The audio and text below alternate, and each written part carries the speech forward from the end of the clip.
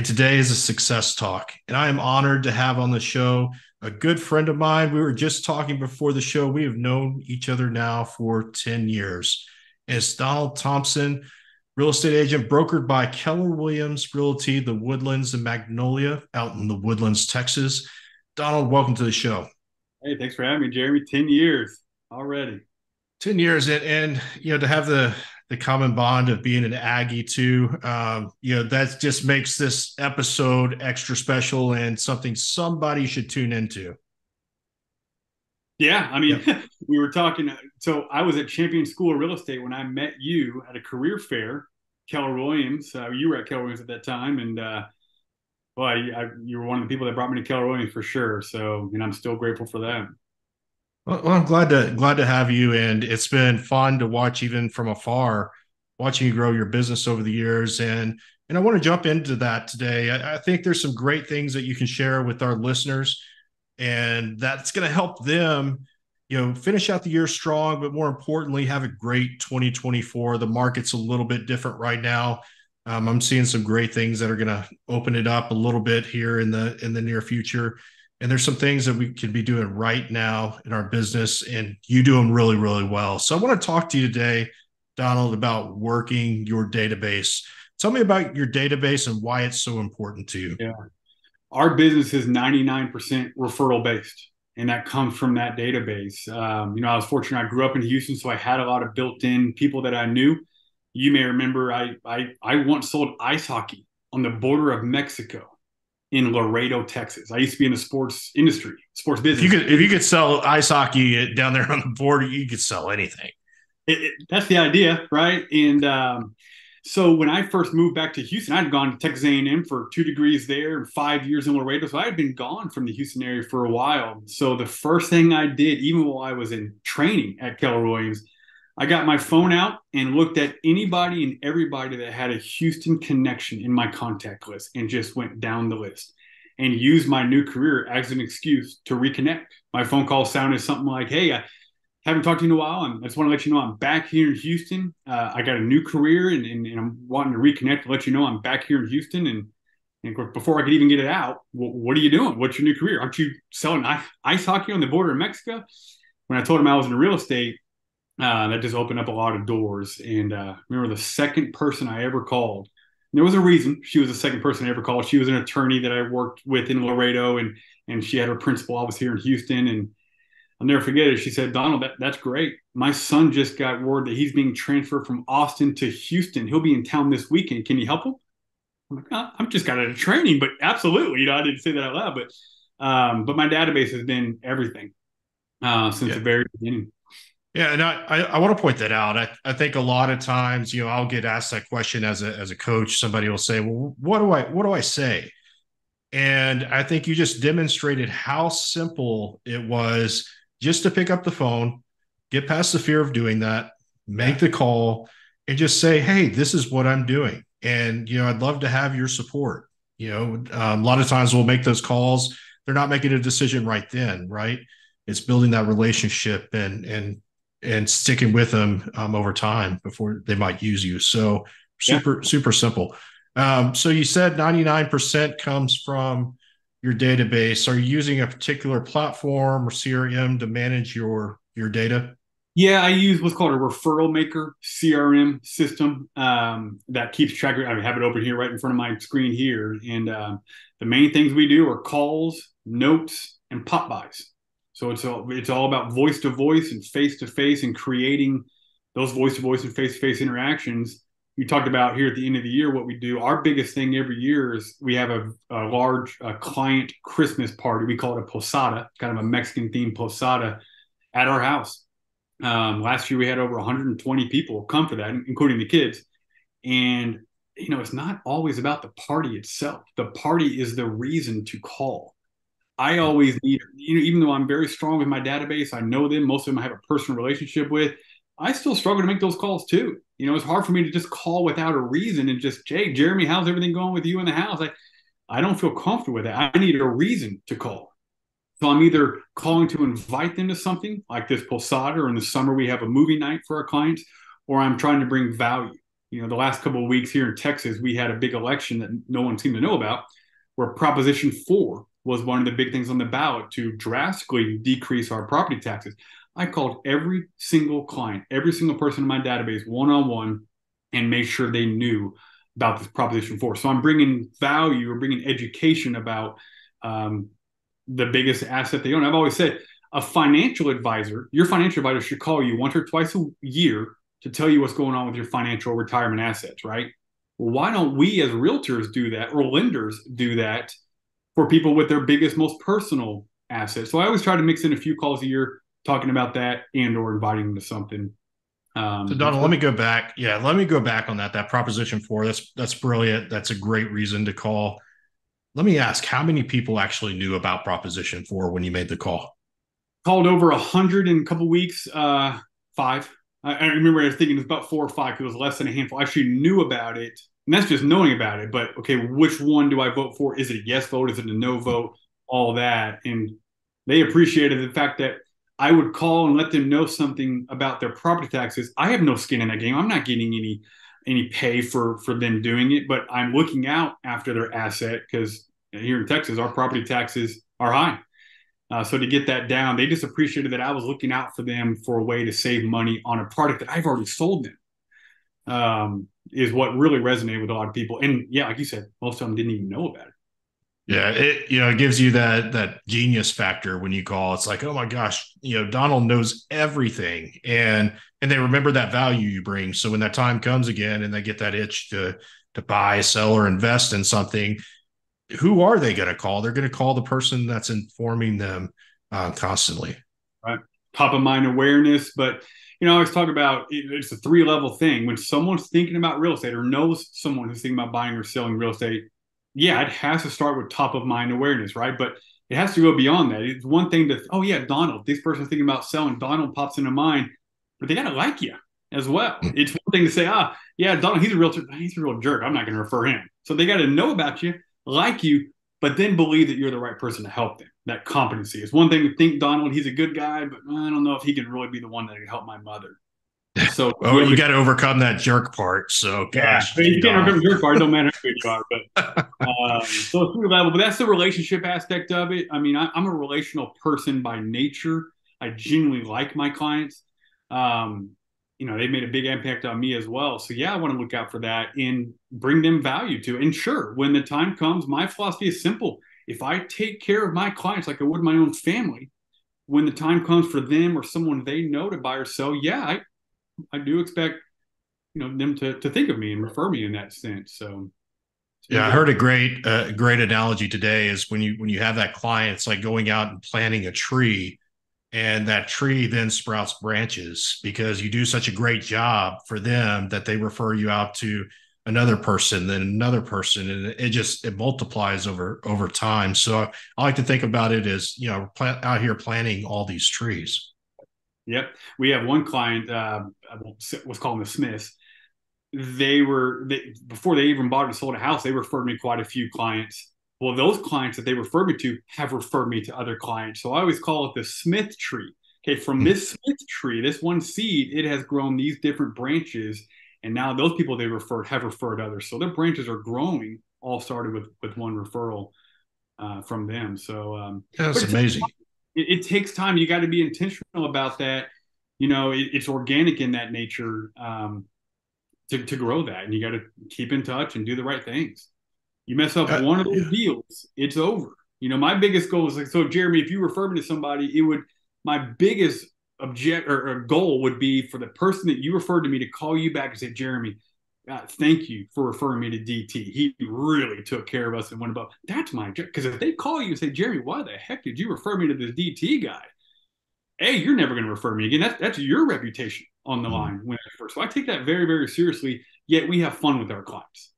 One of the things when we started to build the business a little bit, we always did traditional celebratory photos in front of their house. We'd have the sold sign, and we're not just sitting here. So we're jumping in the air, we're chest bumping, sold sign. And it was two things. I wanted to put it on Facebook or social media for people to say, man, Donald sold in their house. He must be, pretty good at what he does, but man, his clients look like they have fun with him. And that really was the way I started it out, was just posting those celebratory photos, tagging the person. Other people could, their friends could see it, and it just kind of came to spread through that. So I think Donald, the people that are listening in and know you, can you say that the airtime that you had in some of those earlier photos do you have the same airtime now? Because I've seen those photos and they're amazing. Yeah, my vertical is not quite what it was, nor is my hang time. But I still got it, Jay. I'm only 42. I can still get up, and if it wasn't for my son, I work out with my son 2, 3 times a week in the morning. He keeps me in shape. I'll tell you that. There you go. Well, I think this kind of leads to an interesting conversation in that I know you have some tech in the background that's kind of working to support your business. And there's a lot of companies out there, even the company that you work for, that there's a heavy push with tech. Yet I'm seeing the agents that I'm coaching that spend more time in their database and more relational and using just the tech to support it, not run the business, are having more success. Is that what you're experiencing? Yeah, I'm not super high tech myself. I'm just getting into LinkedIn a little bit more, for crying out loud. But it goes back to, I mean, we're so busy with what's in our phone. And I think ever since COVID, not to get too deep with it, but people have become more introverted, more reclusive in their nature. And how many calls do you get from people just calling to check in with you besides your mom and grandma, maybe, kind of thing? Not a So lot. Yep. it goes back to we're human, we're wired for connection, and to have those face-to-face, voice-to-voice interactions. Yeah, maybe leading with a real estate related thing, because I want to respect people's time and do all that, but we get into those conversations and build those relationships about the family, the kids. They know about my family and kids. A lot of my clients have met my family. Of course, my wife is licensed with me. She's a part of my team, and we got her. You just never want to be a transactional realtor where you're on to the next. And a lot of clients feel that way. And as realtors, we don't intend to do that. We're talking to them every day during that transaction. All of a sudden, the transaction closes, and most realtors, they're on to the next one. And I don't think they do it they're just by nature, but we got to remember those clients, and not reaching back out to those clients after the closing almost makes them feel like they're being used. Well, gosh, Donald was my best friend for the whole thing, and then after it closed, I never heard from him. You don't want that. Yeah, Uh, it's almost like a bad breakup. Hey, I thought things were going good, yeah, and Donald left me. I'm And big on group text with my clients, with the husband and wife. We do a lot of group text. So sometimes if it's been a few weeks after a closing, and I followed up with them to see how everything's going, but sometimes like I miss our group text. I just want to call and have fun in the group text again. And but no, it's back to the basics. It's breaking bread. I love having coffees or breakfast with my clients and just seeing them. But it has to come from a genuine state, and it does. Now, do I talk and keep in touch with every single past client we've ever had? Not necessarily, right? But the majority we do, and it comes from a genuine relational aspect of it. do you work a system? Is there like a top 50, top 100? Is there some sort of system to help you manage that? Because I know, especially with an agent that's been in the business 10 years, your database can get really big and it's a little more difficult to manage. Yeah, our CRM system asks us to rate, like I said, rate clients. We have A plus, A, Bs, and A plus is probably someone who has used us and or referred us multiple clients in maybe a year span. An A maybe one or two. A B is maybe someone who's used us in the past but hasn't quite referred. A C is someone that we feel like could be a potential client or could have the potential to refer. So yeah, there are rankings in that way. Do I follow it where I hit my A pluses more than my A's? It's probably pretty consistent all the way through, to be honest on it. I don't really look at him as, hey, this guy's an A plus, so he's more important to me than this. I'm just not wired that way. But per a ranking in the CRM, there are rankings for those kind of things. How much time do you spend in your CRM? You talk about adding notes and making these calls and following up with people, or maybe you go out to a breakfast and you come back and update your CRM. How often are you touching that? So it's always open. I'm looking at my computer here to my right, and it's one of my tabs that's always open to kind of go in. Do I enter stuff into the stream every day? Maybe not. I have a call where I'll maybe take a little few notes, and then maybe it's on a Saturday morning, or maybe later that evening, I'll go back and just enter those notes, because it's important to me to realize, okay, when's the last time I touched them? What did we talk about? Oh, that's right. They had that baby on the way. So I do try to do that. I learned that in the sports industry business when we were selling ticket sales, season ticket sales. Ticket sales reps were a revolving door of that. So we had to have a record. The way the CRM guy told us is, hey, if you were to be let go or just move on, the next ticket sales rep who gets that client, how will they know anything about that client unless you enter that data into that CRM? So I'm pretty thorough, detail oriented kind of person to begin with. So that's something that I actually enjoy doing. So I'm pretty on top of it. Do I enter every single activity in there? Probably not, but I'd like to think the majority of it because that's my book of business and I need to stay on top of it. What are you most passionate about? What do you like doing most as a lead generation method for your business? Is it the events? What is it you enjoy most? Probably so. Because again, I'm relational, so I like that face to face. Our favorite thing is our annual Christmas posada party, and we go all out. My wife's really good about coordinating that stuff. Like I said, it's here at her house. We get 50 dozen tamales. My wife's making a bunch of pozole. And boy, if you never had pozole, Jeremy, I'm telling you, especially my wife's. We got Santa, pinata, and it's just creating an event where people can come to your home. It's more unique. And I really learned that working down on the border in Laredo. I remember being invited to a person's home one time for a dinner. And especially in that Hispanic culture, that's a very big honor to be able to receive that and to be invited. So we've always wanted a home that we can invite people into ourselves and have that. And this year we did a movie night. We rented out a movie theater. It was the Indiana Jones premiere. We had those. That was always fun. I was decked out as Indiana Jones. People thought I was actually Indiana Jones, right? You can't really blame them, right? But I see it was it. fun. Those are my favorite things. And then just the calls. I like calling people and telling them about this Proposition 4 where they can save taxes. That's fulfilling to me knowing that it's helping them, especially in these times where it's high inflation, high cost, high insurance, high taxes. If there's a way that we can save that, I want them to know that. That makes me feel good. You've been in the business now 10 years and you've had a lot of success. I've watched you from afar. You're a successful agent, top Thank agent. you. Thank you. What do you think has been your biggest challenge and how did you overcome that?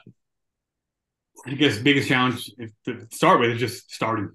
You hear a lot of people say, I could have made more money flipping burgers my first year or so selling real estate.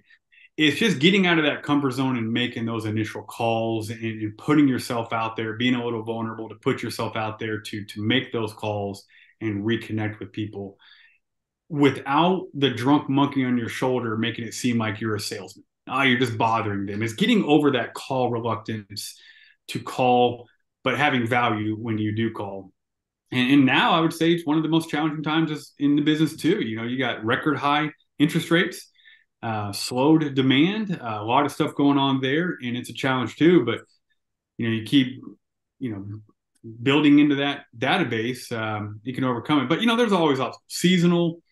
Um, sometimes you have issues with clients, but just the start, getting over the hump and getting over the call reluctance mentality to just get out there and connect. People need to hear from you.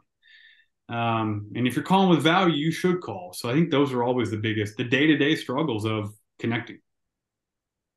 If there's one piece of advice, whether it be a seasoned agent or a new agent, just based on your observation of what's happening in our markets today, what is one piece of advice that you could share to help move them closer towards their goals? I mean, I'm sorry to keep sounding like a broken record, but it is to dive into that database and don't deflect away from it. I mean, your database, if you've been in the business long enough, is your gold. And, you don't want to go out and run and hide.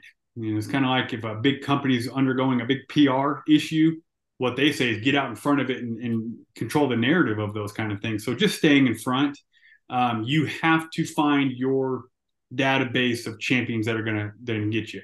And when you do get those clients, you have to treat them like they are your own family. They are everything to you because if you do it right, the referrals and repeat business will come. So it's nothing new. But the biggest piece of advice is grow that database. And if you don't have a database, your job is to grow a database. Go and meet people, whether that's networking, whatever it may be. But be genuine in that and look at it from their perspective of, what do they need from me? If you, like Zig Ziglar always said, he'll help enough people get what they want, they'll help you get what you want kind of thing. And it's that mindset. We're servers. I used to be a waiter. We are serving that client and looking out for their best interests in a world where everything's skeptical and people wonder what the value of an agent is and all those kind of things. A person who really understands it, they get it. And when I asked that question, I knew that was going to be your answer. And I asked it specifically because I knew that would be your answer. So, those are listening today, if you don't have a database, you don't have a business. And like Donald said, go grow one, Yeah. go make one happen. If you're a seasoned agent, make sure that you're nurturing it, make Yeah. sure that you're adding and feeding it constantly. It is your business. And if you don't have one or you're not nurturing it, it's gonna die off and not serve you well. So I asked that on purpose, and you got the right answer. So you Well, get an A plus today. but let me add to this. Like I said, I always need a reason to call, right? And you can't be doing the same things over and over, just inviting them to parties. You got to bring value. Biggest thing that turned our business around was hiring a coach. So we got a business real estate coach who, 10 years into business, it's more of like, hey, I know what I need to do. I need to learn how to hit this outside curveball a little bit better. So it's refining, it's the mindset, motivations, and methodologies of success. And we all need coaches, even professional baseball players need coaches to refine us and develop us, not get set in our ways and habits and pushing us and holding us accountable and doing those things, but just a different objective mindset of, hey, have you thought about doing this? I mean, the whole Posada idea, which is our most successful event every year, that came from my coach. They probably never thought about something like that, and that's one of the most successful things we do. Just like the movie night, everything else. So the coach is who kind of continues to develop, because you can get stale in this business just doing the same thing over and over, and you're wondering why you're getting less traction. It's the developing and constant refining that a coach brings from that outside perspective. And especially if you can find a coach who is really coaching you to your personalities and your strengths, how you would coach me would be very different than how you would coach the next person. So that's huge. That's been our big thing since about 2018, and we saw our business really jump up since that point. So that'd be the other thing. And it's not a cost thing; it's an investment thing, is what I would say. I appreciate that, and for you to say it, not me. I think that's powerful because there's a lot of people that I'll have those conversations with, and they don't understand it necessarily coming from a coach. But when they have somebody that has success, and it's because of the coach that's helped them, and the coach is just there, right? The coach is the igniter. At the end of the day, Donald still has to do the work, still has to do the business. But it does get you to see with a different perception, different lens when you look out into the world and can kind of make changes. It's just moving the needle sometimes. Really big things could happen. So thank you for sharing that. Donald, I appreciate you being on here today, but I want people to know how they can connect with you. Maybe they're looking at buying, selling, or investing in a home. What areas do you serve and how can they connect?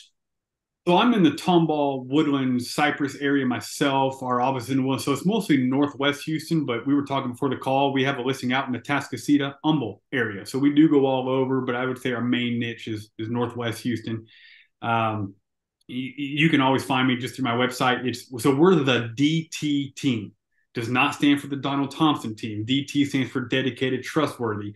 So the DT team. And if you ever Google me, the story of my life. My last name is Thompson, but I do not have a P in my last name. So if you Google Donald Thomson and spell it normally, there's actually another realtor named Donald Thomson in Houston. Wrong person. So our website, thedtteam.com, is probably the best way. Well, Donald, thank you again for being on the show today and all the information you shared, taking time out of your schedule. I know right before we got on, you're hard at work negotiating for your clients, and you're right in the midst of that. So to be able to take the time out to do this, I know you're going to bless some of the people that listen to this. They're going to hear something today that's going to spark something in their world to get them on a path so that they can have the success that you're having in your business. So thank you again. I'd love that. Thank you. You're very welcome. Thank you. All right. Until next time, onward and upward.